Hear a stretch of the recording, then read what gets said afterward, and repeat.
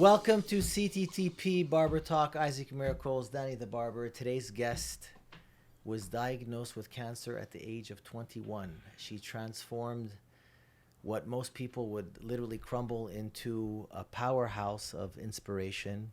Today she runs a Chabad house in Trois-Rivières, which is pretty far out. And we want to welcome Amanda Spiro to the show. Thank you. It's an honor to be here. It's an honor to have you. And I think you are our third female guest. Yep.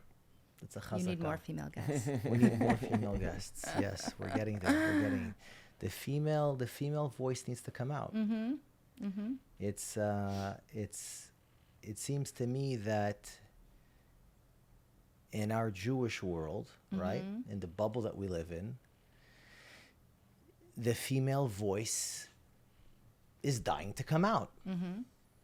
And it's not exactly clear how to bring it out, right? Because, you know,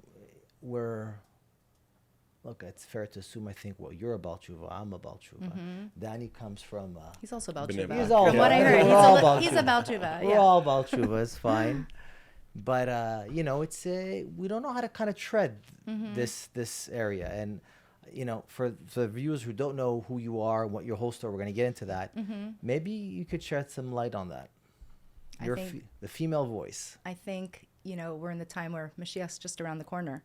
And the Lubavitcher Rebbe said that women are going to usher in Mashiach. So I think that's why the women are coming more to the forefront and wanting to share their voice and wanting to connect and want to share the truth and just bring people closer together.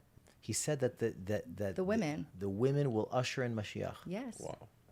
Never heard that. I never heard that. Women are powerhouses. We are the foundation of the home. It's like in Mitzrayim, right? Right. The women are the ones that, you know, seduce the men, right? When the men were falling, the women had so much emunah and so much bitachon that they're the ones that really encouraged the men to keep going when they just wanted to stop and give up and were frightened to have children because it was such a difficult time. They didn't want to bring their children into enslavement, but the women prevailed and they pushed the husband. So the women are going to push us to Mashiach. I believe it. The Rebbe believed it, so I believe what the Rebbe says. But Amanda Spiro didn't always speak like this, right? You came from DDO. I also grew up in DDO. Yes. Walk us through your background. Like, where did you start? What was your vibe? Okay. So I grew up in Dollard. I actually went to school in Westmount, though. So I went to St. George's. Okay. I grew up, thank God, in a beautiful home, a very well-to-do home. I really had everything I needed, everything I wanted. I went to good school, good camp, luxurious family vacations. I had tons of friends. I was the life of the party. Like, everything was really good. Like typical Jap style? Or I was a big I still am a Jap. Okay. I don't think there's anything wrong with that, by the way. Jewish, JC is Jewish Canadian princess exactly, now. JCP. Exactly. So I had everything I wanted physically. And in many ways, I was like a happy-go-lucky girl. But at the same time, I always felt like something was missing in my life. I felt like, you know, when I went to sleep at night, there was like that something. Like, I had a hard time falling asleep. Like, my mind was wandering. I'm like, there has to be more to life than what I was living. I felt like... At what age did you feel that? Like I feel like a very young age. Like, my daughter's in grade 4. I feel like at that age, I was already having these like deep thoughts of like, I felt like there was so much pressure, you know, pressure of like needing to do well in school, needing to get into a good CJEP, a good university. Like, there was so much pressure to succeed and make something out of yourself. That was what made you, what was your value, right? If you were successful and you got good grades and I wasn't the best student. I did not love school at all. And I really struggled. Like, I had a hard time. So that part of my life I felt was challenging, very. And I was like scared of my own shadow also. I was always like, oh my God, what happens? Like, one day if my parents die, what happens if I get sick? What happens like if this happens? Like, I was just, all these like negative thoughts always popped in those very quiet moments. But otherwise, I was just an Energizer bunny trying to like let go of those thoughts to keep myself really, really busy. Well, it's interesting. That's how you coped. You exactly. kind of put numbed on myself in a way. Interesting. You kind of put on like an external, like, let's right. do this, let's do that. Yeah, to kind I was of always busy. Always going to like the next party. I was a big party girl. Yeah. So this went on for like a really, really long time. When I was 17 years old, my best friend was killed in a car accident. Sure. I don't know if you remember it. If you lived in Dollard, her name was Jackie Linetsky. She was the voice of Caillou. No. She was the voice of Caillou? Caillou. Which the is a cartoon character. Yeah. No, I didn't Like know when she that. passed away, she was like on the front page of wow. the People magazine. She was a celebrity, and she was my best friend. Wow. Yeah. She lived around the corner from me. We went to elementary school together. We went to high school together. We were extremely close. Spoke to her every single day. When she passed away, that hit me really, really hard. I really went into a dark place. I had nowhere to turn. I didn't know what to believe. And I was going for a lot of help at the time. My parents sent me to like the best specialists out there, psychologists and social workers and guidance counselors. You went through like a down, like... I went through like, I almost, like I for sure had a depression. Mm-hmm. I was on antidepressants. At the time I was going into CJEP. It was like, she died September 8th. Like CJEP just started. I was in Marianopolis. I barely could drag myself out of bed to like go to school. If I went there, like I wasn't present. Like I didn't do well in school at the time. Like I was really, really having a hard time. And my parents were worried about me, and they sent me everywhere they possibly could. And everywhere I went, I left there discouraged. I didn't feel like I was getting the answers I was like desperately looking for. And at the time, I had this like intuition to go to synagogue. I never, ever went to shul before, except for the high holidays, and I actually hated it. I hated every moment of it. Did you go to Bet Tikva? I went to Bet Tikva. Right. Yeah. What, your parents, My traditional... parents, I would say like, yeah, like Montreal is known to be a traditional community. Right. So like we had Shabbos here and there. Like my Here brother went, like every Friday or like... Like I feel like when I was younger we did, but like did my dad make Kiddush? Like here and there. Did my mother light candles here and there? Did we wash? Absolutely not. Okay. We watched TV right after. Our phones were at the table. Right. It was still beautiful family time. Like I loved my family. My parents are incredible. How many siblings? I have an older brother who lives in Montreal. Okay. Yeah, so that was really hard. And I went to shul at the time. I actually went to a conservative shul, Shara Zedek, because my grandfather sings in the choir. He sang in the choir. So I just wanted to be with him. And I would go and I would sit with my Zaidi and I'd sit with my bubby. I didn't even open up a sitter, didn't know what a sitter was, didn't know how to navigate it. I just felt like the silence brought me comfort, just like being there. And I really enjoyed it. And this went on for a really, really long time. And then I went on Birthright. And I felt like it was on that trip that I felt like I took my first breath. Like I felt this like calm and this connection to Israel. And I didn't go to a Jewish school. Like I really knew nothing. Parents didn't send you to Jewish school? I did go to Bet Tikva and I got kicked out. Hebrew Foundation School. I was kicked out. Really? Yeah. I was very Kicked wild. Out of Hebrew Foundation? I know. What did you do? No, but you know what? I'd wake everyone up when they were napping in kindergarten. No, they didn't kick you out. I promise you. They just said like it wasn't a right fit, and I did kindergarten twice. Yeah, I really had a hard time. Ouch. But divine providence, I look back because they kicked me out. Look where I'm at. Maybe I wouldn't have been religious if I stayed in Bet Tikva. I get kicked out from 17 yeshivot. Did you? Okay. 17 yeshivot? Yeah. Oh wow, I want to hear about that after. The shortest one, it was like 9 hours. I came, and the Rosh Yeshiva told me, "Come to me. I have to speak to you." And a matter of 400 bachurim. Told me, "I don't think you can fit here." I said, "Why?" He said, "You look around you, you find one like you." I was shocked. I took my stuff and I said, "I never step in Bnei Brak Yeshiva. Bye, amigos." Wow. And I went to Sderot after that, and the Rosh Yeshiva was my savior. He guided me. He was like always giving bitachon ve'emunah atzmit. And he sent me to here actually because we had two friends came here. Oh, wow. And he told me, "I think it will be good for you, the yeshiva in Montreal. Maybe take a break." He sent me with another guy here, and The rest is history. Wow. Yeah, but I kicked out from 17 yeshivot. Okay, so I'm not the only one. But 1 second, kicked out of kindergarten? I don't know if I was like kicked out, but like it wasn't recommended when I came they back. They came to and your it wasn't a parents. fit. So my mother took me out. I went to Sunnydale for elementary school, and then I went to St. George's. St. George's. I'm trying to remember where. It's in Westmount. It's like an artsy fartsy school. Drama. Oh, wow. Yeah. The whole deal. Yeah. A lot of Jewish kids there? A lot of Jewish kids. I don't know anymore, but when I was there, like most of my classmates were Jewish. Wow. Yeah. So went to Israel, connected with the land, said I need to get back. And the following year I went on the March of Living, which was a very difficult trip. Yeah.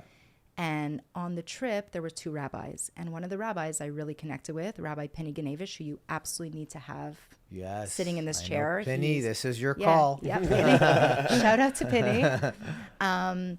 He transformed my entire life. And, you know, his job was really to go around to each participant and make sure that they were dealing with the very difficult things that we were witnessing firsthand in Poland. And I just opened up, like I bared my soul to him. Like my friend just passed away. I was going through a hard time in school, life, socially, like everything. My whole life turned upside down. And I remember at the time he shared with me something that he went through in his life, a challenge, a loss. And I just remember thinking, wow, like if I thought of life like this rabbi, my life would be so much easier because I wasn't wired to think like that. How old were you? I was 17. At this point, I was 18. And every like professional that I went to would always say like, you know, life is not always fair. You're going to go through the different, you know, the process of grief and the anger and the acceptance of like, it didn't like sit well with me at all. Like I was really looking for truth and answers without even realizing it, I guess. So it was like an aha moment when I spoke with him. I'm like, wow. And he just had such a good energy and he was so kind and warm and cool. Like I never met a cool rabbi before. And so I came home from the trip and he invited me for Shabbos and I became a regular guest at their Shabbos table. And that's where I learned a lot. I did go to seminary, but I would say I learned the most sitting at their Shabbos table, just asking them any question, you know, I had. And then a couple years later, I was very, very ill. I was diagnosed with cancer and Penny was the first person I reached out to. I was like, oh my goodness, like slap number 2. Yeah, I was like first slap, best friend dies. Yeah. Passes away. Yes. And then slap number 2, cancer. Yeah. But before, I want to ask you a question. Do you think most people open up to spirituality because of a deep pain or an incomprehensible situation that's difficult for them? Not always. I think it's very common when people are in such a dark place to search for light, like they're stuck and they need the tools to get out of it. And the only way to get out of it, I believe, is to truly connect with God. So they're kind of forced into that. But I think there's also people I know, because I teach brides and I also teach family purity. I bring women to the mikveh. A lot of people reach out to me after they're married for many, many years that are just missing something in their marriage. They don't know what it is. And what is it? It's bringing godliness into their marriage.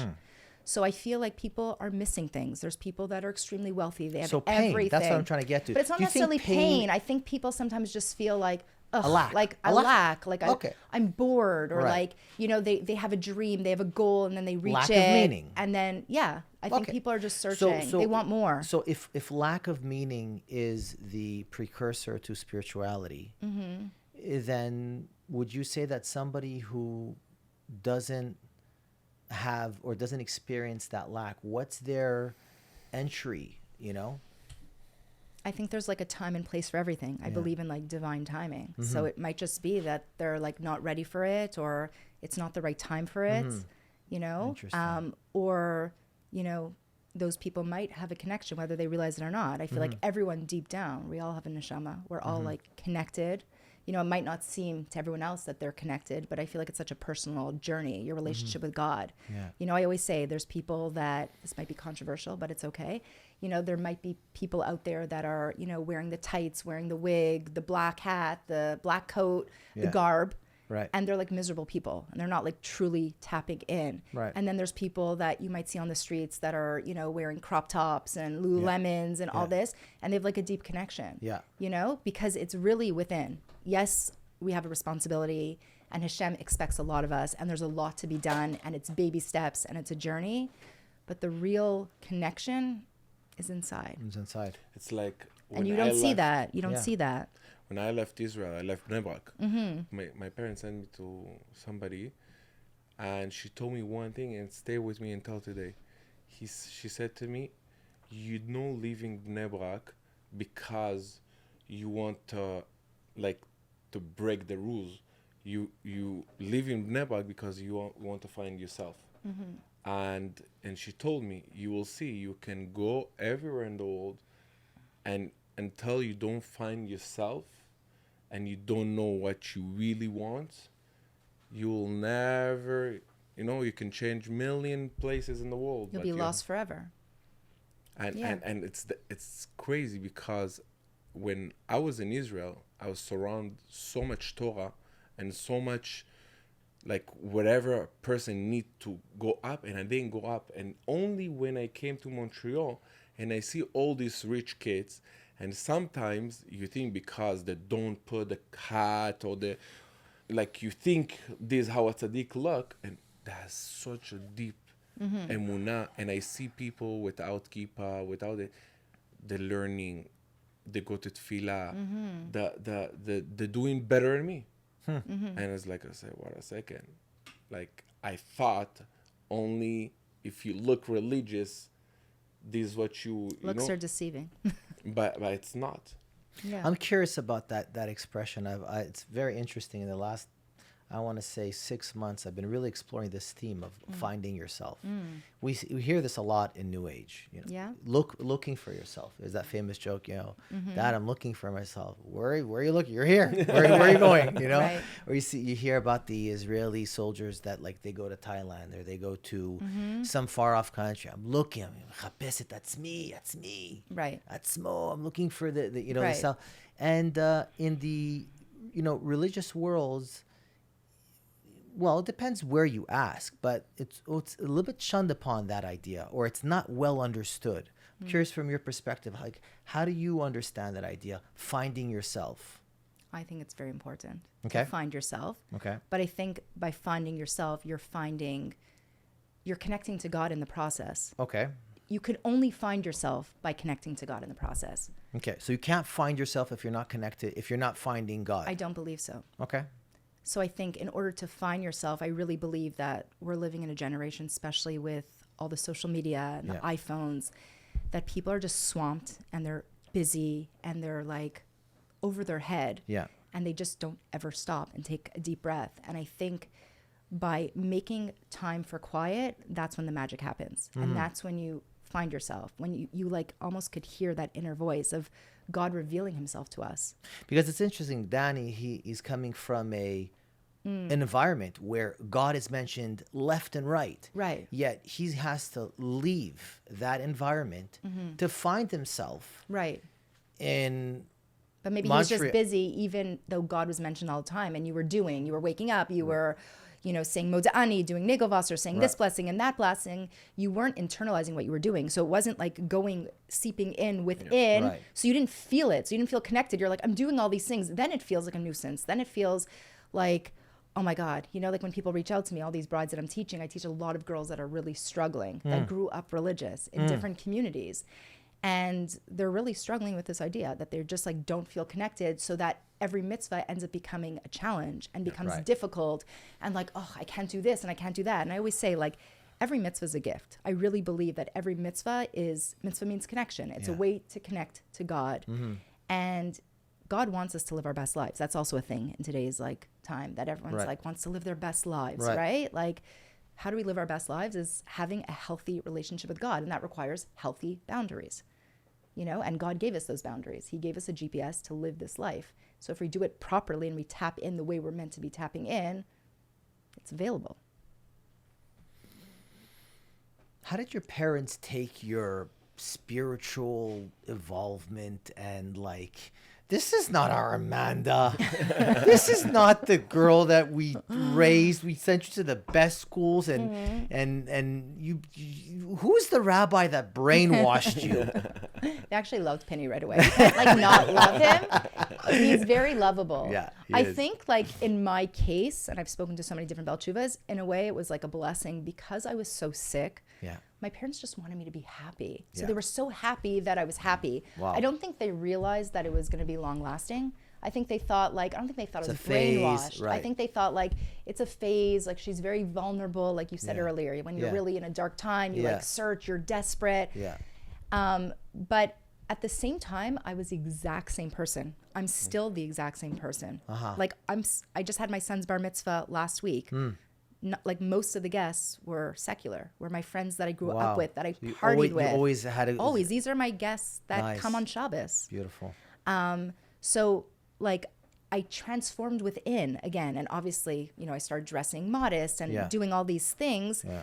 But I was still like the same Amanda. I'm still a party girl. Like my son's bar mitzvah, it was a crazy party. We were listening to Jewish music. There was a mechitza, but it was a party. Shabbos is a party. We bring out shots, tequila. We have a good time. We have deep, meaningful conversations. But it's a party. Like my life is still a party. You I'm still wild. integrated very well, let's say. I really tried to, because I wasn't someone that grew up that was like, oh, I had such a hard life and like I need to change it all. Right. No, I had a really good life. It just, I was missing that relationship with God. So now I'm going to keep the same life, have that relationship with God, and do His will, and kind of fuse the two. Wow. It's an interesting perspective, because, you know, I remember like me too, when I started becoming like more religious, they're like, there was like always rumors that, oh, it's, you know, family divorce, you know, no fault. So it's like, oh, this is expected. It's like, you're looking for a meaning, so you're looking to hold on to something. So you need that structure, you know, you need that, you know.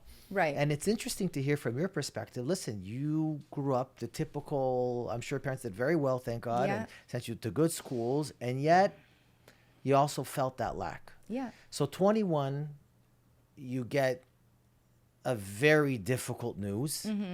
Walk us through that, like the beginning of finding this out. Right.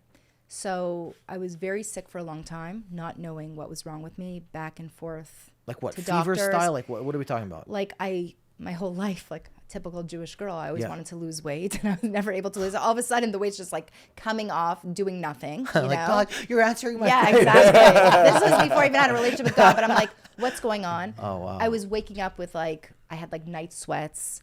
Like my bed was like wet. Oh, shoot. I had black and blue bruises, but I wasn't like hitting myself or anything, like bumping into anything. Like very weird symptoms, and I just did not feel myself. Like I just knew something was wrong. Oh my God. So I was back and forth. Doctors, no one knew what was wrong with me. At the time, I was a waitress at a restaurant on Park Avenue. And all of a sudden, like I felt like my body was just like giving out on me. Like I just could barely move. Oh my God. I called a good friend of mine to pick me up, and she took me home, and I wasn't able to get out of the car. Like I physically did not have the muscles to like open the door. Wow. And I said to her, take me to the hospital. I'm having a heart attack. She took me to the hospital. They did tons of tests. They looked at me like I was crazy. And they're like, you're not having a heart attack. You're 21 years old. Like, chill. Yeah. We're still waiting for some results to come back. Results came back hours later. And they told me that there was an enzyme in my heart that was released at an abnormally high level. And that I needed to be on IV in order to dilute it out of my system. So I was at the hospital for 10 days. And an enzyme in your heart? Yes, it's the same enzyme that's released when you have a heart attack. They had no idea why this was happening. It's crazy that you said I'm having. So you felt your heart I felt like this shooting pain. Like I was sitting here for dear life for hours, like in agony. Eventually, they released me out of the hospital. My mother looked to do further testing. I actually found out at the time that I was diagnosed with a muscle disease that I still have. It doesn't really affect my day-to-day life, thank God. The only thing is I can't fast on Yom Kippur. Whoa. Wow. That's the only thing, really. And I just have to be careful with like exercising, extreme cold, extreme hot. But it was because I had the cancer that my immune system was so low that this came out. It's a very rare muscle condition. But my mother was still like trying to figure things out. And then months later, I woke up and I had a similar sensation. And my mother's like, get yourself to the St. Justin's Hospital. I was 21. It's a children's hospital, but her friend works there. Okay. She's like, I'm going to call him. He's going to see you. Okay. Happens to be an oncologist. We had no idea that I was going to be diagnosed with cancer. And he made me do all these tests. And when I came back to get the results, my whole family was in his office. And he told me I had an 11.4 centimeter tumor, stage 2, and it was Hodgkin's lymphoma. And in a way, I was actually relieved because this was in July. I got sick in March. There were so many months that I was like, what is going on? And I finally felt like I was getting the answers I was like looking for. And I knew I was going to be okay. Like I really felt in my heart I was going to be okay. The doctors told me I was going to be okay. I had a really good prognosis, just a really difficult treatment plan. Explain us like I'm not so familiar. You could ask me. Yeah, go ahead. I'm not so familiar. Like you named it, and stage 2. I've heard the different stages, but it was not. Was it not malignant? Is that what they? No, call it right? was cancerous. It was cancerous. Okay. There's 4 stages, I believe, of cancer. So it was stage 2B, which meant it was bulky, and it was 11.4 centimeters, which is extremely large. Did you have I had a tumor in my chest. Oh wow! Which is why I had that pain in my chest, right? Shoot. In March. So right away I did a biopsy, and I started treatment very quickly after. Very heavy duty treatment of chemotherapy. I did radiation. I did steroids. I did white blood cell shots, and this went on for like almost a year. I was in chemo for 6 months, and then I had to take a break. I lost all my hair. Oh my God. I was completely bald. I was wearing a wig. Yeah, and that's, I always say divine providence. That's what I go around the world sharing, my story of everything I went through. I was able to see the hand of God, including being bald and covering my hair and learning why Jewish women cover their hair. Oh, you ask yourself, for sure you ask yourself, why it's me? I didn't actually. You didn't? I didn't. You know what? I think because it happened so quickly when I was diagnosed, and it was so intense that I had to like jump into treatments. I really didn't have time to think. I was more just like present away, like, okay, like tomorrow I'm going for my surgery. Okay, I have to recover. I'm in pain. Like I need to sleep. I need to rest. Okay, then I'm starting the chemo. Okay, then I'm starting the radiation. Like I was just boom, boom, boom, that I didn't like really have time to process it. And I think like from the very beginning, like I mentioned, I believe I reached out to Penny, this rabbi, right away. And he was so helpful. Him and his family like really took me in. And then the community took me in. And that's when I started keeping Shabbos, was when I got sick. And Shabbos was like a big part of my healing. It was something I looked forward to every single week, where I was able to like escape it all and just go inwards, and find myself. So that's where I found myself. So I felt it was such a difficult journey. It was so dark, but because I found myself, I found the light within, that connection to God. And that I was so grateful for, because I was searching for that since I was a young girl, So I knew after all this that I was going to be okay, and that I was going to live my best life. And every day I wake up and I'm like, I need to live my best life. And it's still like, present. Yeah. I think about it every single day. There's not a day that goes by that I'm not reminded of what I went through, Do you thank Hashem for the cancer? I say it's a gift. I really, really believe it's a gift. I also believe I connect to a lot of people now. The Chabad house, people like open their hearts and souls to me. Yeah. Everyone is struggling. Everyone is challenged. I really believe that. So this was my challenge. I was meant to go through this. And, everything's relative. There's people that are challenged with money, or challenged with their marriage, or challenged with even like nonsense, like weight is a big one for women, or just, I don't know, in school, people aren't doing well, they're struggling. Right. And it's like the end of the world for them, Yeah. In the Everyone's illusion, challenged, in the illusion, everything is the end of the world. Exactly. Between the cancer patient and the girl that cannot fit in her 24 size jeans. Exactly. It's the same pain in the illusion. It actually is. I believe that, And in a way, it was like a challenge that was beyond my control. Like I knew that, even not being observant. Like I didn't do anything to do this, like, And so I kind of just like went through it, and it was a journey for me. It was a real deep journey. And then, when that journey ended, when I finished my treatments and I went into remission, I started living my life, according to everything I learned during that long and difficult journey, Yeah, it's like when I was a kid, I had 3 accidents.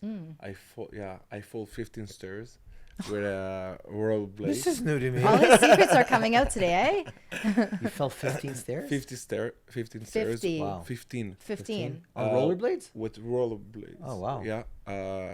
I tried to stop, but Couldn't stop. I couldn't stop with a bicycle. Right. And a car accident. A car hit me. Ooh. And 3 of them on the head here.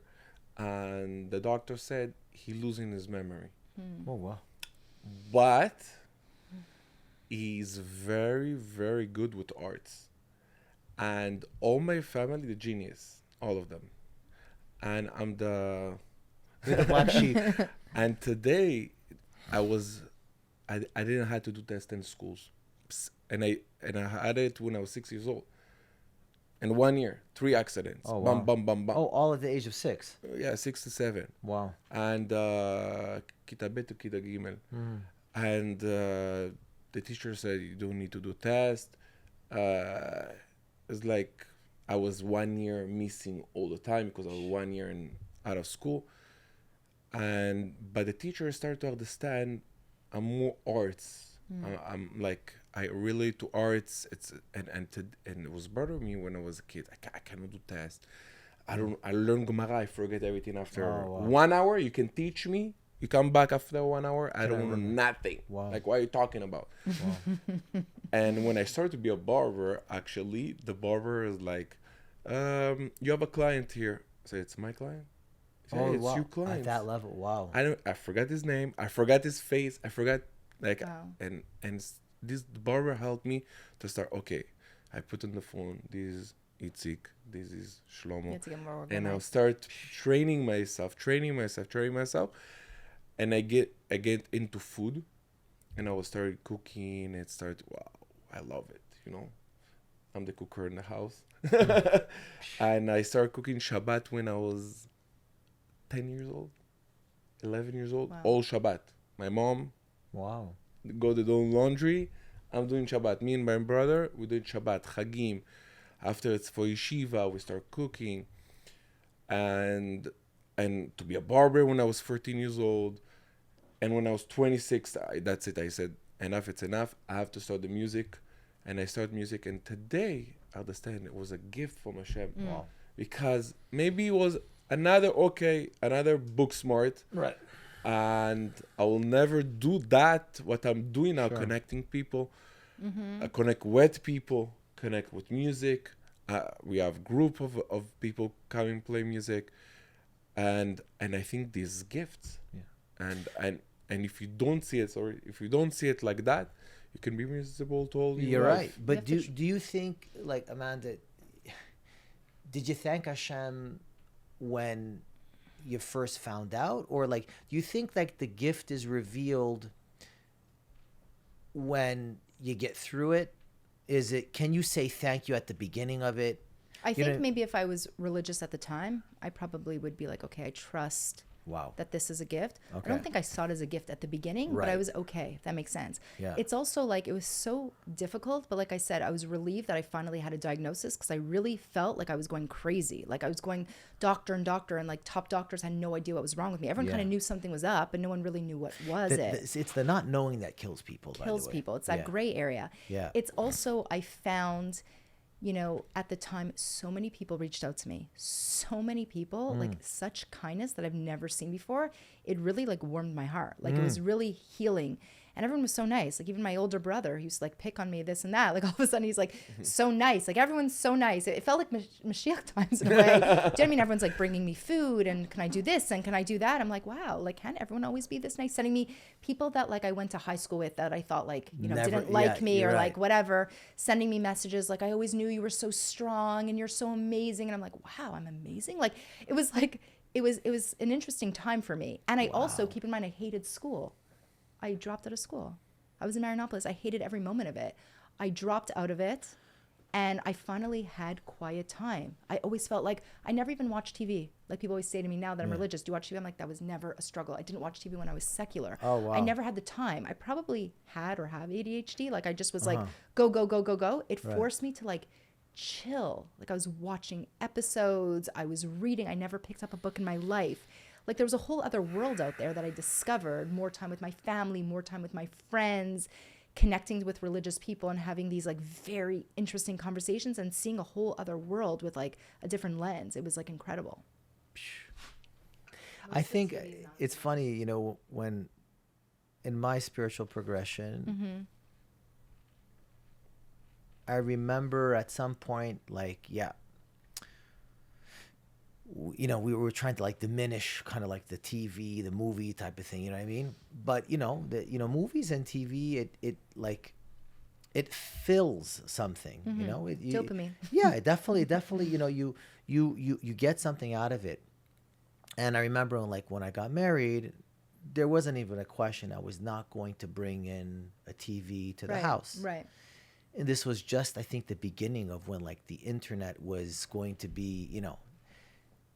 But today it's at another level. Right.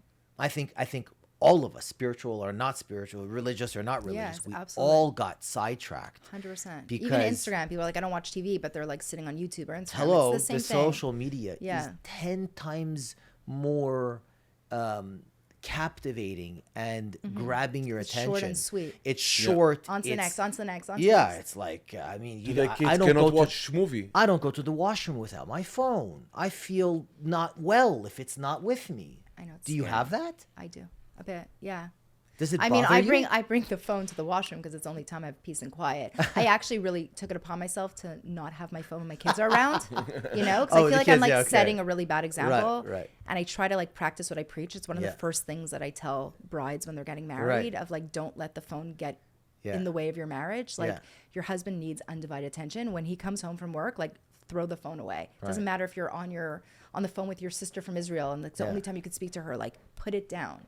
So I try when my kids are around dinner that you'll never see the phone. So I do have like a boundary with myself. Nice. But when the kids aren't around, like for sure. But at the end of the day, I'm not necessarily like looking at things all day. It's just my phone's my everything. Like I'm organizing meals. I'm organizing like Shabbos. I don't know. There's recipes. It's a fantastic tool. It just I don't even has a think there's anything wrong with Yeah. it. It's just like It's just got a double-edged I sword think there's to it. something wrong with it if it gets in the way, you know? Yeah. Like if I've gone for dinner with friends I haven't seen forever and they're like on their phone. I'm like, I haven't it's a seen it in killer. so long. Like, Yeah. can't we just like put it aside? Yeah.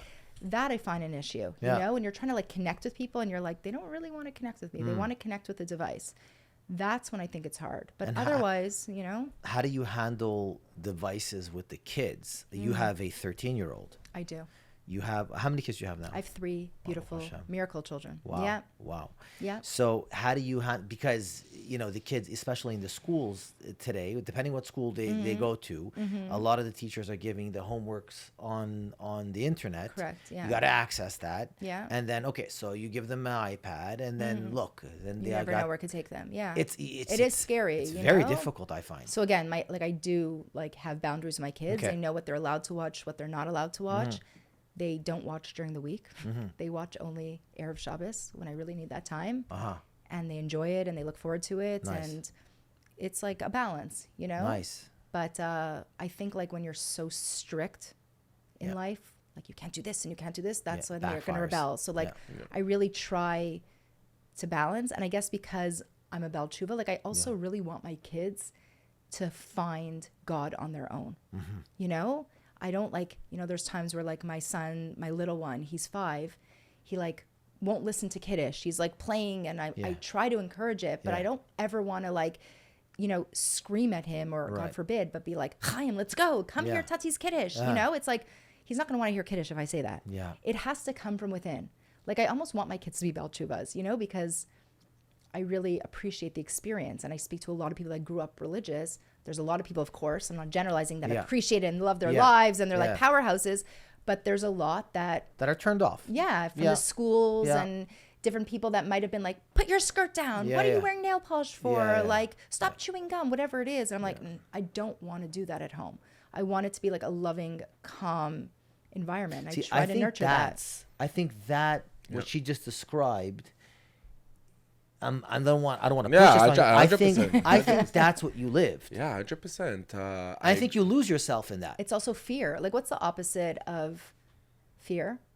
Is faith, right? And there's like a lot of fear in Judaism, but like faith is the main thing. Like you want to connect to God, you need to have faith. I don't even like that word fear because I think it gets a bad rap, fear. Because I think you do need to have boundaries. I think you do have to have an awe. Awesome. You're right. Awesome. Like it needs to be awesome. But there's also fear of like, no, I don't want this because I believe that this has a consequence. There's that love, you know?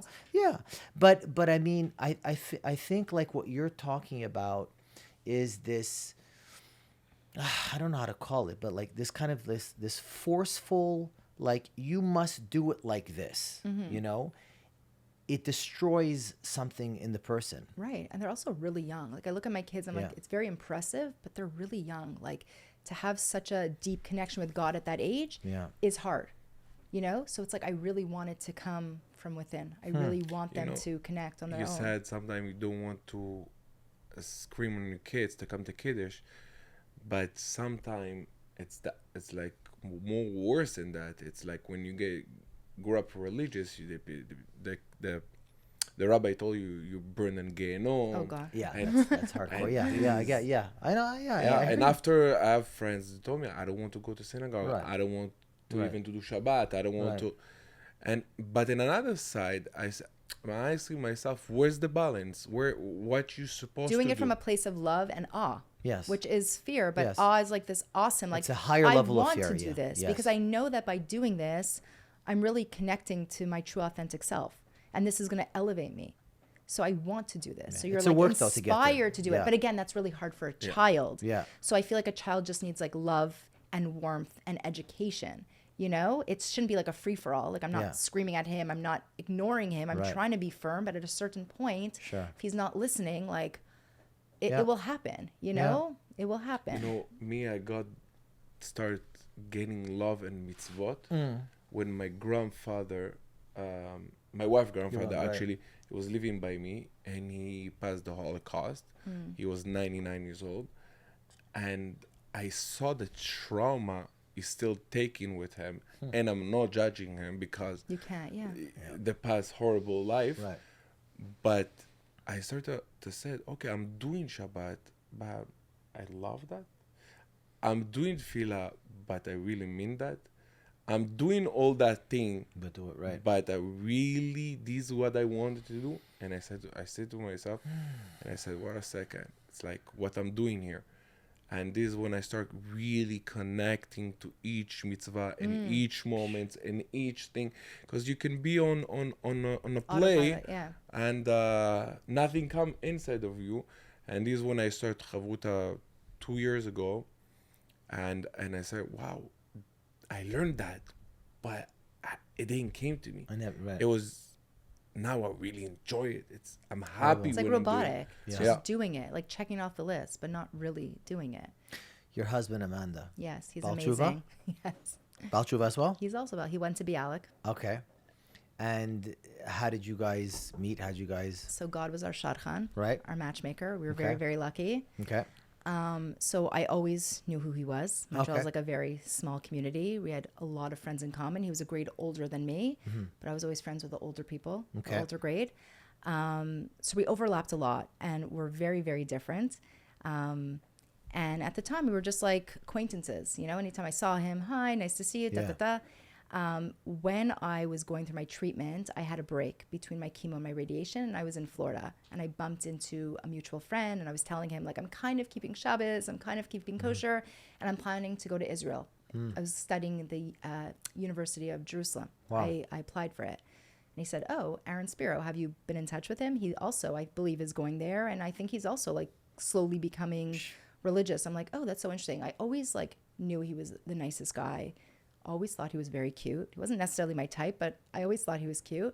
And so I reached out to him right away on Facebook. He did not reach out right away. Maybe he's playing hard to get. No, he's not a social media person ever. He never was. Whatever, we went back and forth here and there, and then we actually bumped into each other at a wedding. It was my only religious friend. She went to Hebrew Academy. She now lives in Israel. She was my neighbor, and she invited me to her wedding. I barely went out. Like, I was very, very careful. It was like COVID for me. Like, I was so scared to get sick, because if I got sick, I couldn't do a treatment.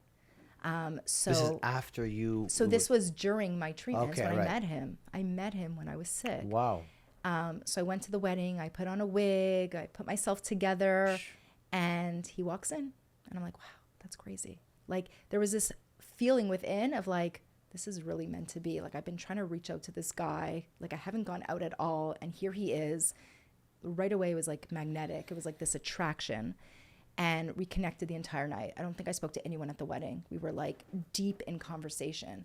And keep in mind, I was becoming religious, but besides like the Ganevish family, I was like on my own. None of my friends were religious. So all of a sudden I'm like connecting with this guy, and we were speaking the same language. And it felt like this like soulful connection. I actually went home and I told a friend of mine, I'm like, I'm going to marry this guy. They're like, you're crazy. I'm like, no, I know I'm going to marry this guy. Just watch. And then we were in touch all the time, like hours on the phone, like Fabrengens, you know, like deep conversations every single day. And one of our dates was in the hospital. He offered like to take you picked up your husband. Yeah, kind of. Yeah. Instead of it being in a club, you did Yeah, it at a exactly. Jewish wedding. Yes, exactly. I love it. Yeah, yeah. I love And so it. he came with me to the hospital for like one of my follow-up visits. I was dating him. I was bald. I was heavy.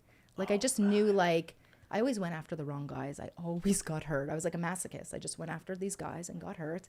And finally it just felt right. I'm like, this is like a nice Jewish guy. Wow.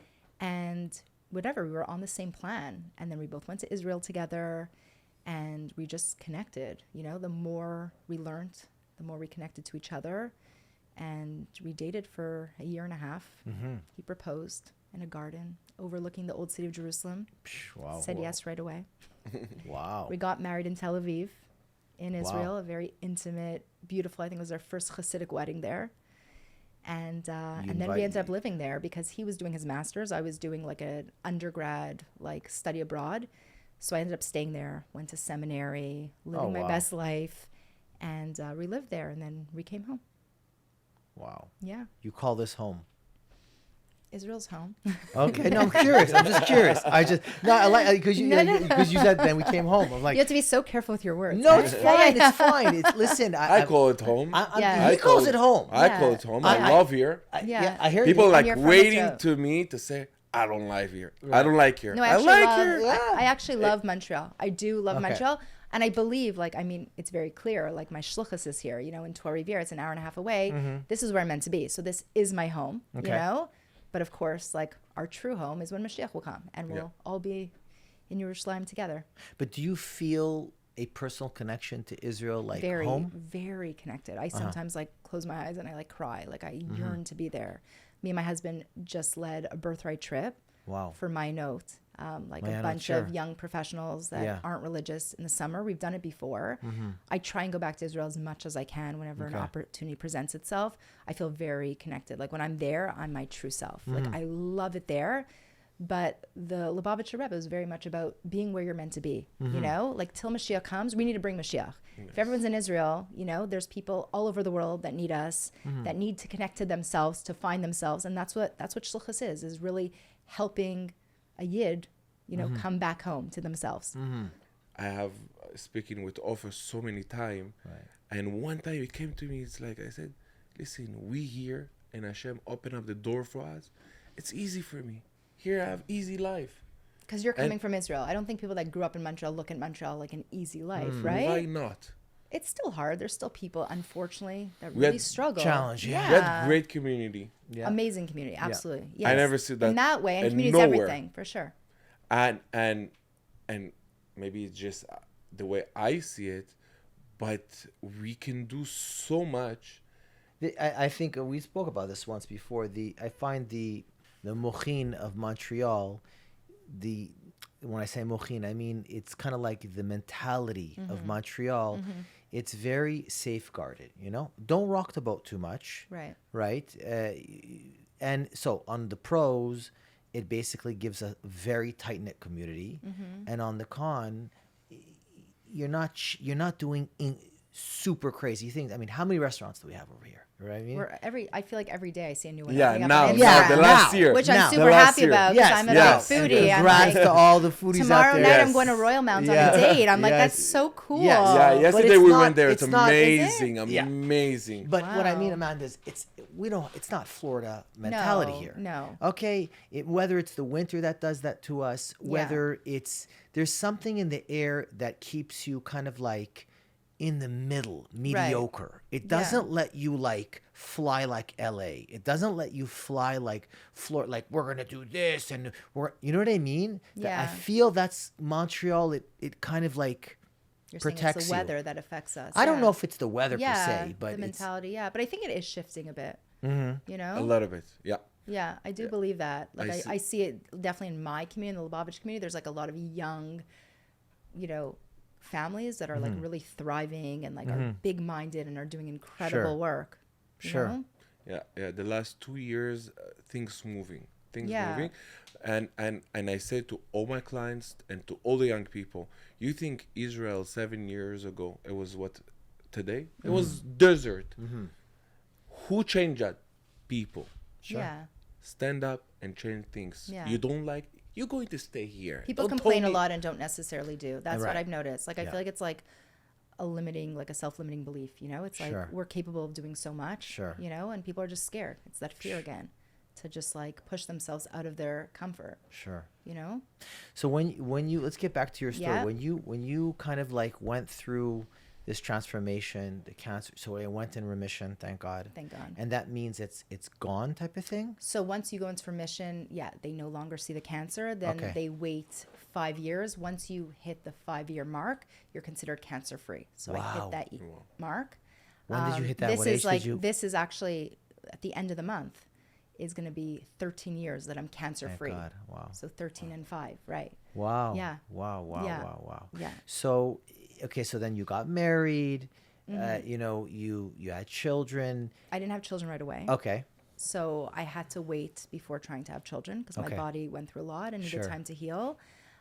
So I came back from Israel. I started working at the Friendship Circle, which is Okay, an sure. amazing Yes. you do organization. Great work. And I put my heart and soul into that organization. I was there for like 4 years. And then I got pregnant with my son, David, the one we just celebrated his bar mitzvah. And then I had Miriam a couple years later and Chaim a couple years after that. Wow. Yeah, so I worked at the Friendship Circle for a couple years. And then I worked for Mrs. Karlbach, who you should also have Yes. And, here. She's amazing. Saint In Agathe. St. Agathe. Yes. I commuted to St. Agathe every single day. Oh my gosh. It was worth it. She was amazing to work for. And then I worked with my husband for a while, and now we opened up our Chabad house. I'm very busy with that. And, you know, throughout that period of time, I was always doing like side things here and there. Like you have a million jobs. I also have a million jobs. So I was like a makeup artist up until COVID. Like once COVID hit, I'm like, I don't want anyone that close to me, you know? Sure. And I never went back to it.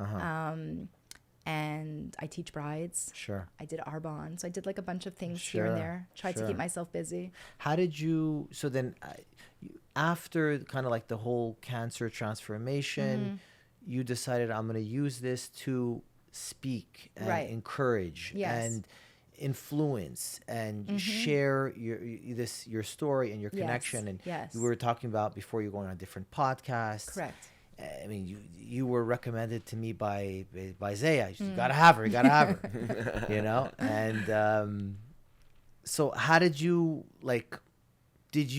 Was that something you were thinking about the whole time, or Not just at kind all. of okay? It really just like fell on my lap. Yeah. I was actually when I was working at the Friendship Circle, they had a trip for shluchas to go to Israel on this trip to learn at Yad Vashem. I wasn't a shlucha at the time. It's like hysterical when I look back. Like I had tons of holy chutzpah. In my mind, I was like a rebbitzin. I was a shlucha. Like I work at a Chabad house, a Friendship Circle. I worked there crazy hours, but Right. like I wasn't, you know? Well, and I define for people who don't know what that is. Like, Right. Right. So there's Chabad houses all over the world. Right. Right. And couples are appointed to open up a Chabad house and to create a community. So I kind of already went into a community and I was just helping. Friendship Sure. Circle is like an organization for children with special needs. And I did like event planning and stuff like that. You didn't have the official title. No, but I was like that naive Bal Tshuva, Yeah. no? Where I'm just like, what's the difference between me and the Rebbitzin? Like she's here from 9 to 5. I'm here from 9 to 5. Sometimes she even leaves earlier and I'm Right. there really late. Right. Like what's the difference? Yeah. You know, I'm helping people. She's helping people. Like I literally didn't like understand it Yeah. all, you know? So I got this email and I was like, oh my God, I want to go on this trip. I actually had to like fight my way through to go on this trip. Somehow I ended up on this trip and it was all meant to be. I was with the most incredible Rebbitzins from all over the world. And I learned so much. And there was one day that I was sitting on the bus. We were going from like Jerusalem to like, I don't know, somewhere far in Israel. It was like a 3-hour drive. And this Rebbitzin who's in Hallandale in Florida, she says to me, she's like, I feel like you have a story. Like I felt like I had like Bal Tshuva written all over my forehead, you know? I think like I just took out my nose ring right before that trip. Like I probably still had a hole, like, you know, I was like suspicious, you know? So I ended up like telling her my whole story and she's like, oh my goodness, that's crazy. Have you ever shared your story? I'm like, no, like, who would want to hear this story, Right. you know? I'm like, people that know me know what I went through, but like I didn't even realize it was a story till I like spoke it out from like the beginning to end. Felt like a podcast. She was like interrogating me like, and then what happened? What did your parents say? And she's like, would you ever share your story? I'm like, sure. she's like, I have a seminary in Florida. Do you ever come to Florida? I'm like, I do. My parents have a place there. She's like, where? I'm like, in Hallandale. She's like, where? She's like, you're 5 minutes away from me. Oh, wow. Next time you come to Florida. So I spoke for the seminary girls. It was incredible. The following year, she asked me to do it again. Did it again. Wow. The following year, she's like, would you mind if I gave your contact to other Chabad houses around Florida that like can't afford these big, speakers, YY Jacob and Gedalia Fencer, like all these big speakers. Right. And she's like, how much would you charge? I'm like, you could charge to share your story of how you went through cancer. Like this We're going to monetize this puppy now. No, I actually had a very hard time with it. Like I felt very uncomfortable to the point like when I say like I barely charged, I charged like $200 at the time. Like it was nothing. Right. Anyways, make a long story short, like I started speaking in Florida. I spoke all over Florida. One Chabad house led to another to like my name's all over the world. During COVID, I spoke in far out places over Zoom.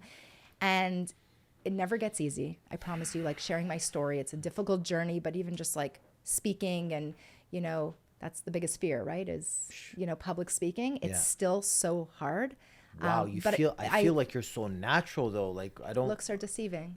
Maybe I sound natural, but it's still hard. It's even hard coming here on my way here, I was like, self-talk. Sure. I'm meant to be doing this. They reached out to me. Share your story. Don't get in your head. Don't ruminate. Right. But I really felt like all these people were calling me. I'm like, I guess this is my purpose that I've been looking for my whole life. Like, what am I meant to be doing? I guess I'm meant to like share, give people hope, share my story of resilience and positivity.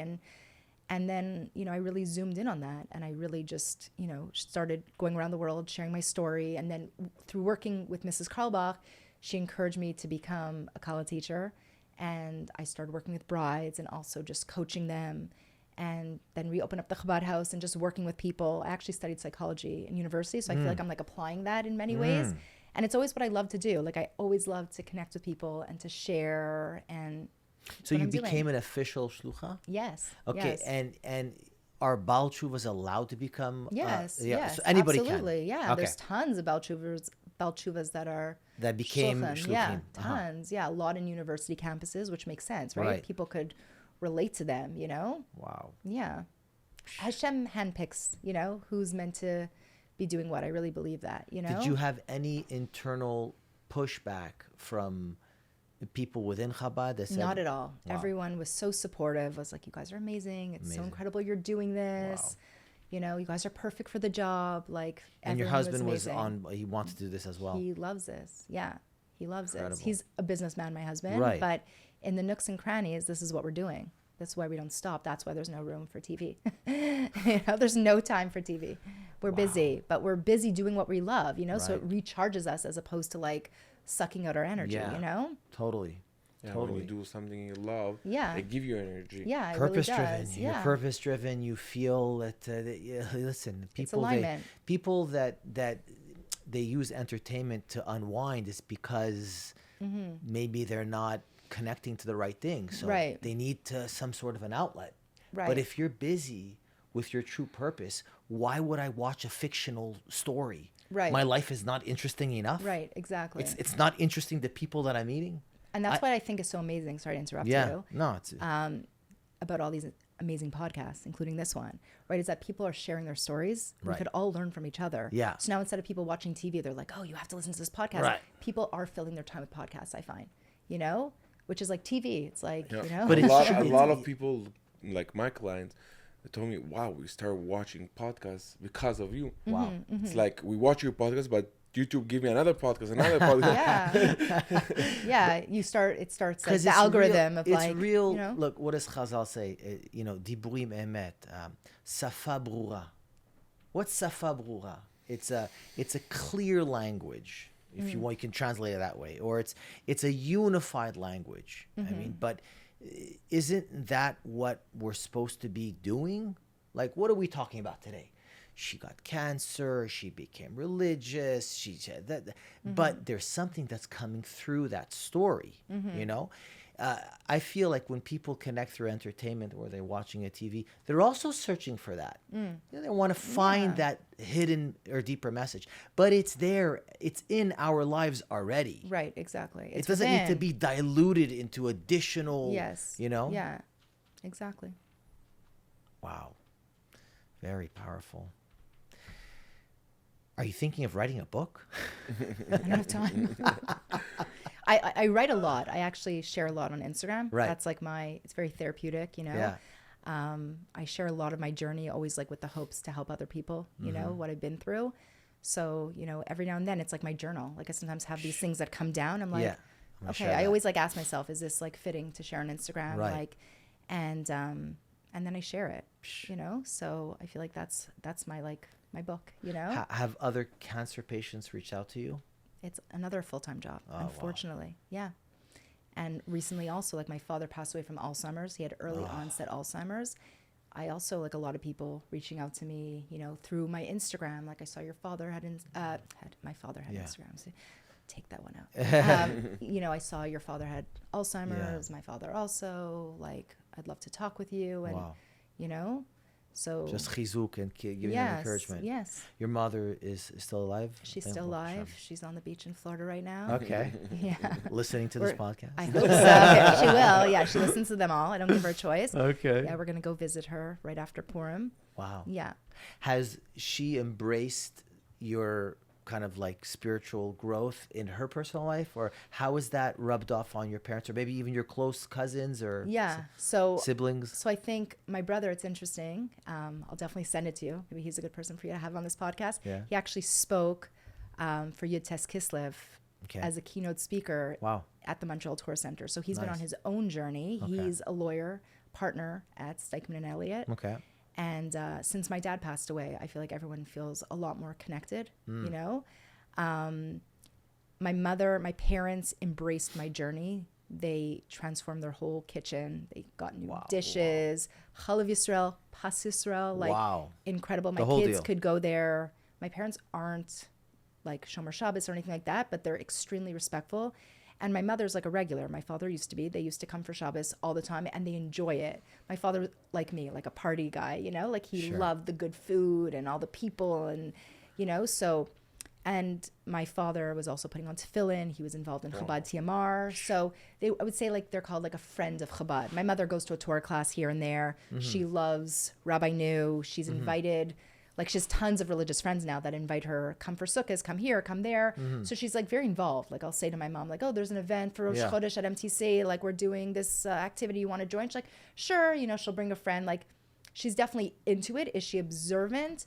No, but she's like an incredible person. Like I said, within, she's very religious. My mother, you know? Do you have the hidden, well, not the hidden before I say hidden. Do you have the expectation or the desire? Like, Mom, like I really want you in. Like you're a friend, but I want you in. Do you have that? I feel like I pray for all my friends and family, not so much like, oh, that they become religious and they, you know, start dressing like this and doing this. But I guess I feel like so many people are so broken. Like even I see my mother, you know, I mean, rightfully so. Like she just lost her husband, the love of her life. And my father was extremely young and he was incredible. Wow. Like I can't even imagine. So there's like no judgment, but I always think like, you know, if she believed a bit more, you know, maybe it would be a bit easier. So I always feel like people reach out to me and they're going through so much pain. Yeah. So I just want them to have a relationship with God, whatever that looks like for them, for sure, you know? And of course, the more like I've seen with my brother, the more connected he is, the more I feel connected to him because we're speaking the same language. Maybe before he didn't like really understand or appreciate my life. I don't know.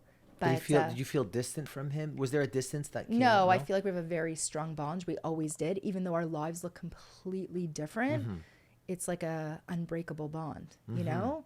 It was just the two of us and we've been through a lot together, you know? Yeah. Do you have cousins that married out? I do. And how do you relate to them? I really try to, you know, apply all the teachings of the Rebbe, like not to judge and, you know, it's really not my business. Right. But I think it's just natural that we live very different lives. So we're not like so connected. Yeah.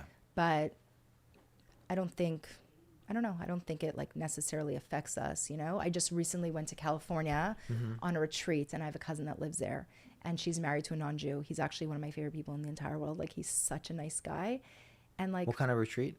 It was a retreat for women, Jewish women, finding themselves. You always have to find yourself. Like you think you found yourself when you're 21. There's levels. No, there's literally layers. I love it. You know, my mom still go to learn she's a psychologist, she still go and learn, and she's like almost 7 years old. Like, what you're learning today? Yes. Like, it was all about like relationships. So I felt like as a kala teacher, it was like important that I go on this workshop and that I get tools for my kalas and stuff like that.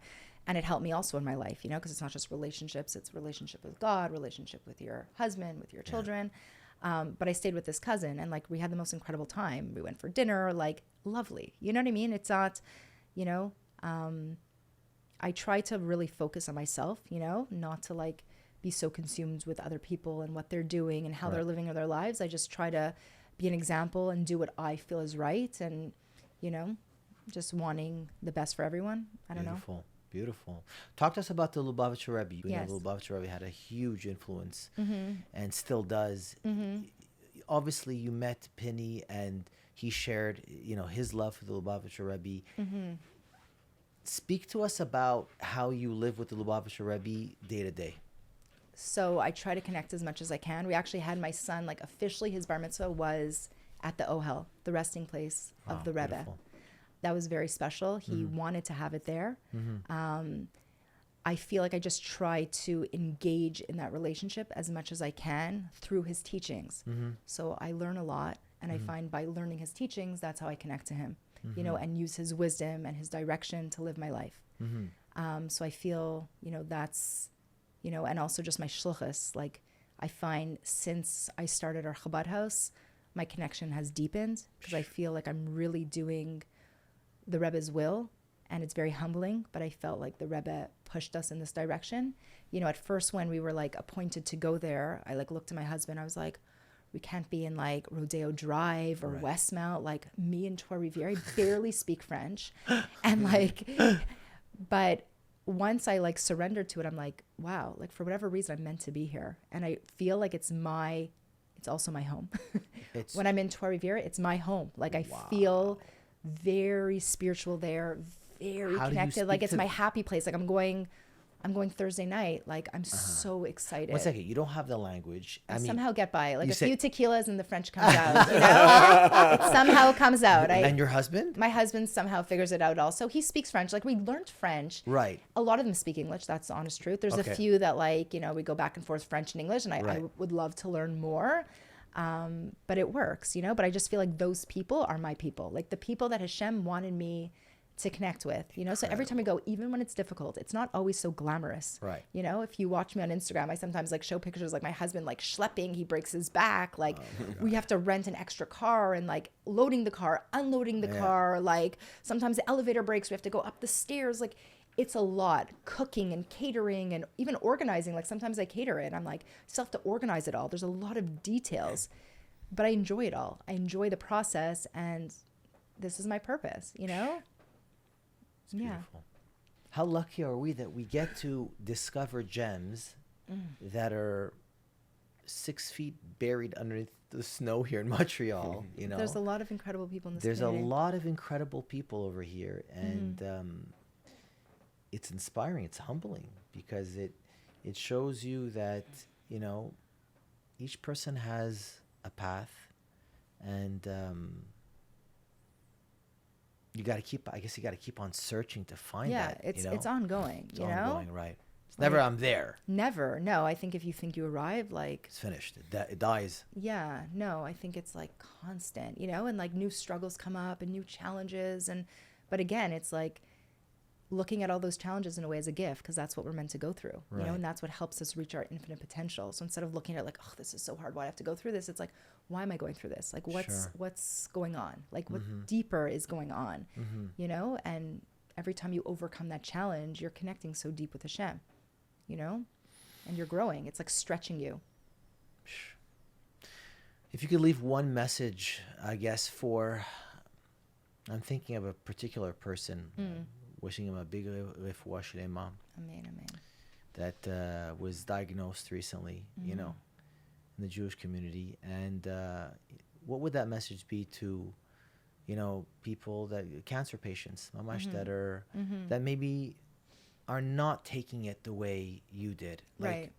No, I don't want this. Right. I'm not interested in saying thank you. Right. I can't take this. What would you tell them?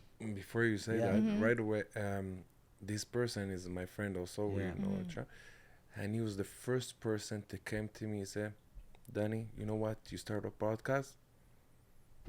Really? I didn't know that. He support us. I didn't know that. Wow. He's a gem. For me, it's like when I ask you why, it's like it's hard for me. You know, we lost also a couple of years ago. We lost a strong woman, and it's like I said to myself, why? It's like why? Even Mike. It was his, Miriam's yes, husband, it was just the last week. Right. That was a big shock. That was a big shocker. Yeah. It's hard. We're in Gullus. I really believe that. Like, we are in dark times. Like, it's really, really, really hard. And I think, you know, I have a hard time, like, giving advice because we're all so unique and so dynamic and people take things in differently. So I always I never want to be like that toxic positivity because, you know, but I think... it's an interesting expression. What do you mean by toxic positivity? You know, it's like sometimes it's like... How do I explain this? Just like... It creates the reversed reaction. I think it's like I have a very positive mindset, but I understand that it's hard. And to be honest, it doesn't come easy for me. It's like I always use the analogy when people go to the gym and they look really good and they have these like strong muscles and, you know, it's like a commitment and they prioritize it, but they get the results. For me, it's like my spiritual muscles. Like I work on myself daily. It's hard. And sometimes it's not always fun. Yeah. But the results are that I do have a positive attitude. It's like I made a choice, you know, when I got sick that like I need to be positive, and I try to live my life like that every single day. But I understand, you know, I could say something, it's not necessarily going to resonate with someone, or it's not necessarily, or it's not attainable for them. And then it becomes like, you know, you can never tell someone, you know, 101 Judaism, like tell someone like, you know, it's for a reason and it's for the good. That is actually the truth, you know, like that's, Penny said many of those things to me, and I was able to take it and receive it, and I was open to it, and I needed to hear it because I was so desperate. I was hearing everything else, nothing worked. But that is very true. But at the end of the day, we're human. So I think my message to that person or to anyone, not just going through cancer, going through anything, is just like listen to your inner voice and honor it.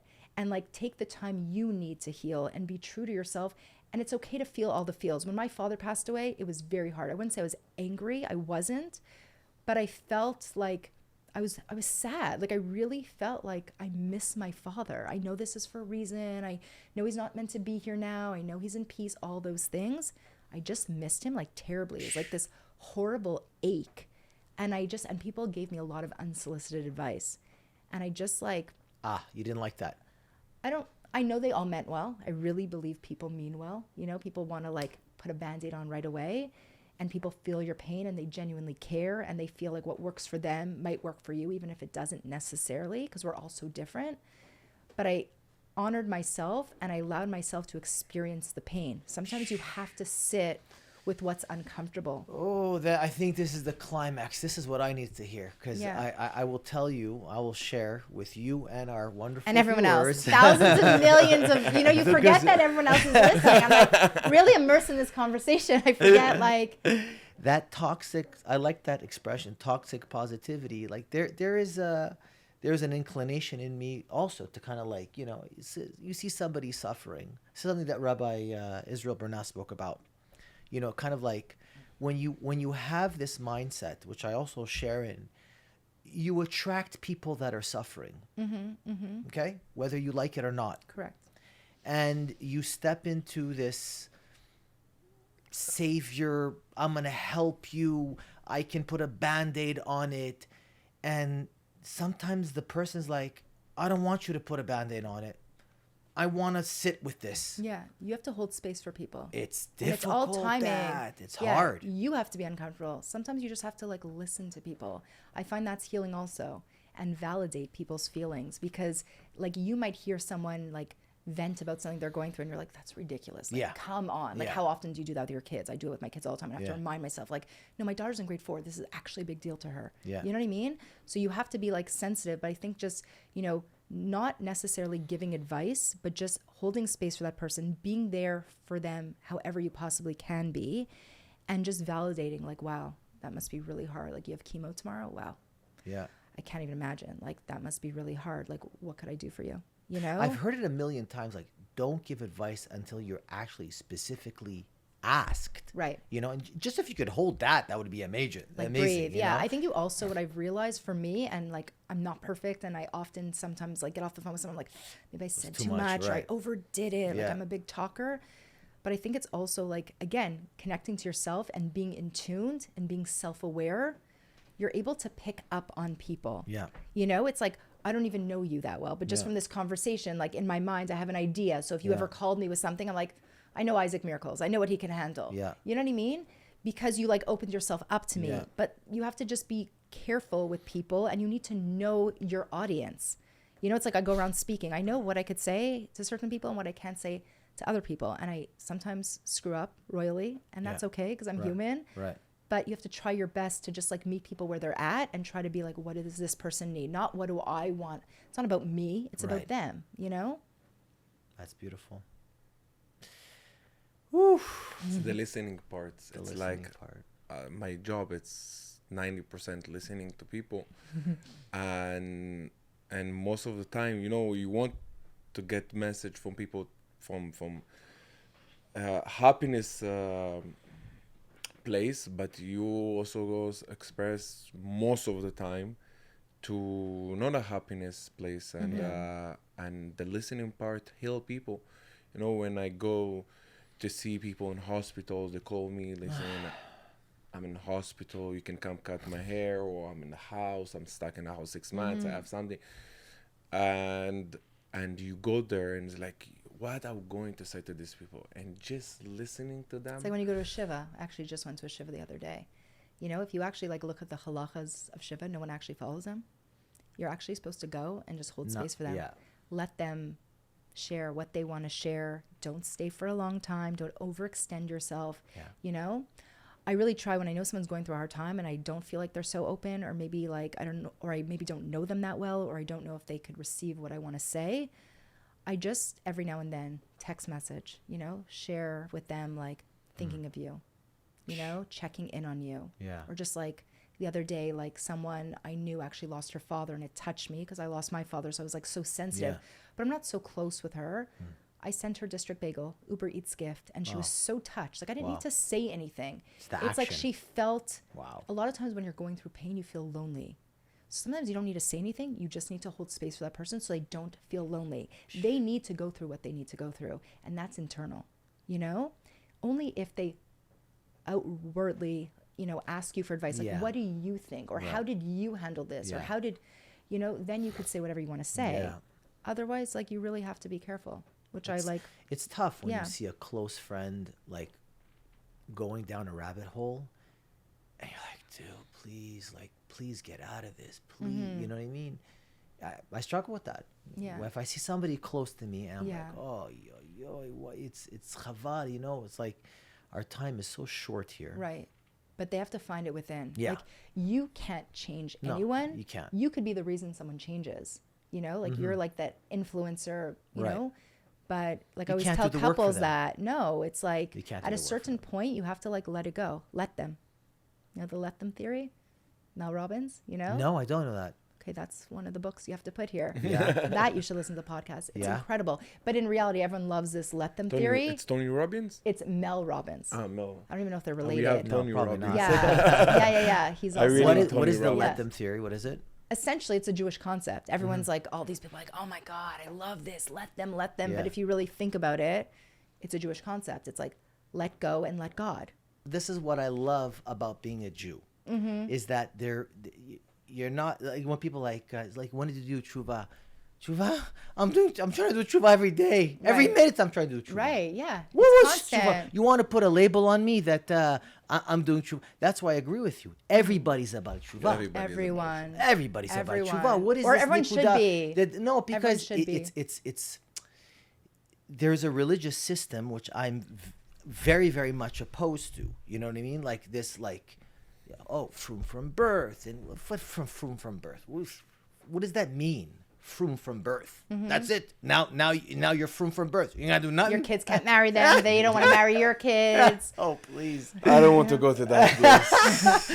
But listen, there are skeletons within our system. Right. And we should not be afraid to call them out. You know what I mean? I'm not talking about being controversial for controversial's sake. Yeah. But it needs to be spoken about this. Right. Because... Or we don't need to give it so much power.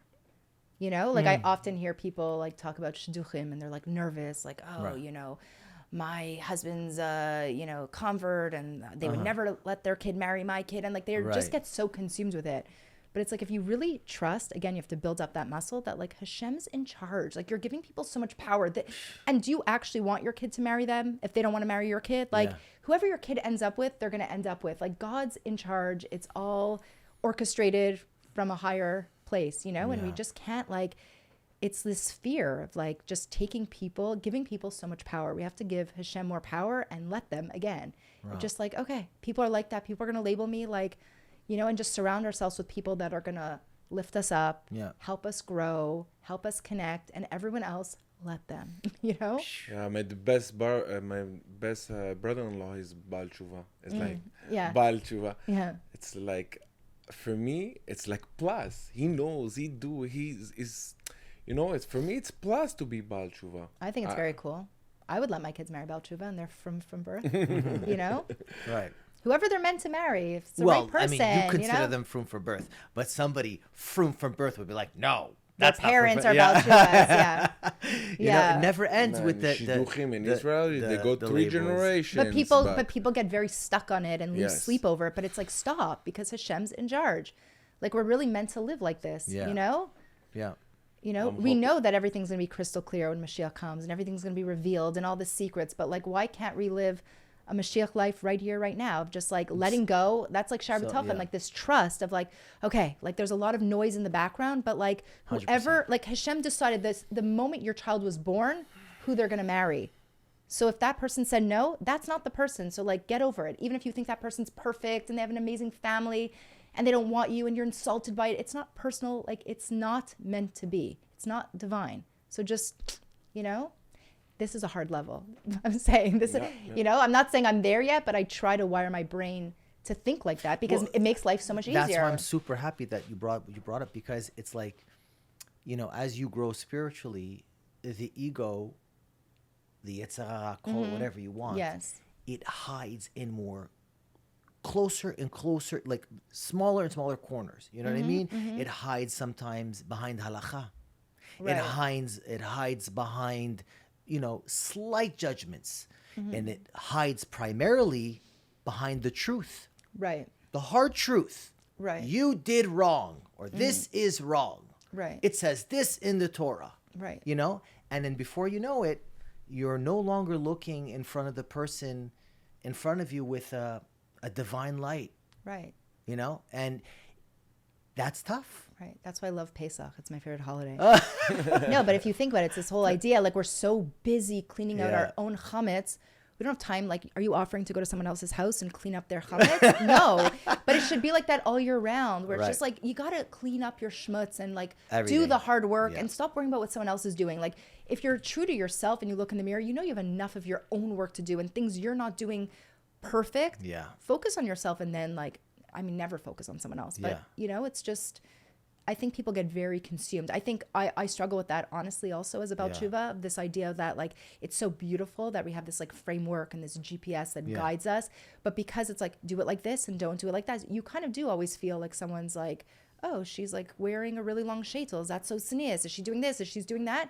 But it's, like, again, it's, like, those voices. You need to do what you believe is right. Everyone should have a mashpia, a mentor. The Rebbe spoke a lot about that. You know, to have this guidance, to acquire a friend. Mrs. Karlbach. Yes. And Rabbi Nu, I speak a lot to the news. You know, Rabbi Nu knows my every move. You know, whenever you're in a situation, you're like, I don't really know what I'm meant to be doing or how to do it. I always reach out.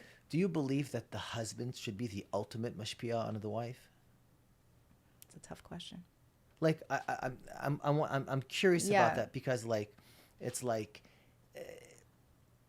if a rabbi has more influence than me on my wife, I think You have that's a hard time with that. I think Yeah. that's a problem. Yeah. If my wife looks to another rabbi to get strength, okay, and she's not getting that from me, I have a problem. Right. I hear you. I think it depends what. Okay. You know? So I think it's like if you're going to a rabbi for, I'll give you a perfect example. I hope this is appropriate to share. I'll just. Everything is appropriate on the Barber Talk. So we're going to Trois-Rivières. Okay. And we're bringing Bachrim so that we have a minyan. And we basically have 3 bedrooms. And one of the bedrooms is my kids' bedrooms. Right. They have bunk beds there. Okay. So obviously, if we're bringing men, Yeah. my daughter is not sleeping there. She'll Right. sleep in our room. Sure. But I don't know. The other day, I had this like thought in my mind. I didn't grow up like this, so I don't think like this. But Right. I know a lot of religious people are very careful. Like, oh, an older man, you shouldn't be with a younger boy, or this Yeah. or that. Like, Yeah, my yeah. mind was starting to race, and I said to Yeah. my husband, I'm like, Aaron, is it appropriate? Because we have 4 boys, but they're all different ages. Yeah. There's like a 35-year-old and then like a 14-year-old. Yeah. I'm like, am I going to call from the mother saying to me, like, how dare you put my son with an older boy? It's inappropriate. You never know what could happen. Like, you know, again, I'm not a negative person, so my Yeah. brain doesn't go Yeah, that yeah, way, but yeah. I know it does for other people, and I wanted to be sensitive to that. And I turned to my husband, who I do respect and I Yeah. do honor. Right. And he himself also is like, call Rabbi Nu, ask him Yeah. his opinion. Like, if Yes. we're not sure, let's do the right Yes, thing. I hear you. Yeah. You know, and we asked Rabbi Nu. So I personally Yeah, go I for agree with advice you. like that. Yeah, I hear you. That's more than okay. Yeah, yeah. You know, I always speak things out with my husband Yeah. before, you know, and I trust his opinion for sure. But sometimes you actually do need someone outside of your home. To see another perspective. Exactly. Yeah, So I I think hear it you. depends on like what the advice Or what the subject is. Correct. If it's like a halachic thing and your husband doesn't know the answer, like, Yeah. or it's like one of those things like as a Baal Tshuva that you're like, Yeah. is this okay? Like, I have those moments all the time where I'm like, it's fine to me, but I don't know if it's like typical or normal. Like even with my son's bar mitzvah, like I was very sensitive that I know like his yeshiva, there's certain songs that they don't listen to. Right. I would listen to a lot. I mean, only Yeah. Jewish music, but maybe Yeah. like some Israeli or this. Yeah, I'm yeah. like, I want to be part of. I don't want to get myself in trouble. Right. I'm going to do my due diligence and I'm going to ask. Kol So I hakavod. think I it like got you. depends on what you're asking, Yeah. you know, or if you're having like an internal issue. Of course, your husband gives you strength. Like couples could heal each other, you know, really. But sometimes you just need that, you know, I don't know what's going on. I'm not so connected. What should I do? And, Yeah. you know, she'll guide me, you know, to learn something specific or, you know, but a mashpia should be like a woman to woman, man to man. Right. We shouldn't be man to woman, you're saying. No, I believe it should be, the same sex. I go to Rabbi Nu, like I said, for the examples that I just Yes. did. I don't need, you know, Yes. like a rabbi for those things, but like for like personal things, like I'm struggling with this with my children, or I'm having a hard time with this, or whatever, you know. Very nice. Yeah, I look at it like an older sister, you know. I didn't have an older sister, so I like call Mrs. Karlbach, like, what do you think I should do? You know. My sister, she's my therapy. Amazing. Amanda, I can't thank you enough. It Thank was you. really inspiring, and it's just it's heartwarming to hear your story, and to many more Amen. occasions like this. Amen. And we should take your light and we should integrate it, Amen. and we should give Please strength to all the sick people out there. Yes. Amen. Refuah shlema to anyone who needs a refuah shlema. Yeah. Thank you. Thank Thank you. you. Thank you. All right.